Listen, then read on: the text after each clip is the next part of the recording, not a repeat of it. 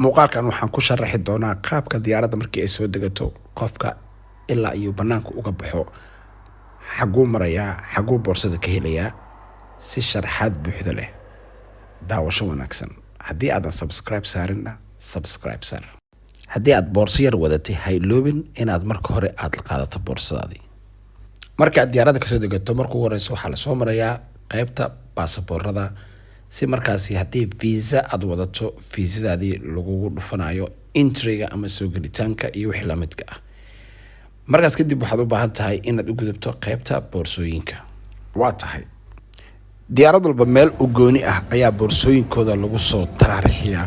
halkan qaybtan boorsooyinka ay ku taraaraxayaan waxay ka mid tahay diyaaradaha meesha kasoo degay maanta ama waqtiga aad soo degatay. isla waqtigaas haddii dhowr diyaaradood soo degeen dhowr meel oo kala duwan oo saan oo kale ayaa jirta. marka adiga waxay ku xiran tahay diyaaradaada flight numberka aad haysato in ay ku qoran tahay meesha aad taagan tahay dusheeda shaashad ay ku qoran tahay flight numberkaaga. isla flight numberkaasi markaasi boorsadaadii halkan ayaad ka helaysaa. sidaas ayaadna boorsadaadii kusoo heshay. hore ayaadna u soconaysaa.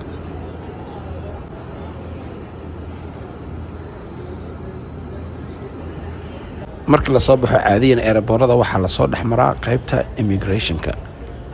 banaanka uma soo bixi karo qof aanan soo marin immigrationka. sidaasina waa sida keliya.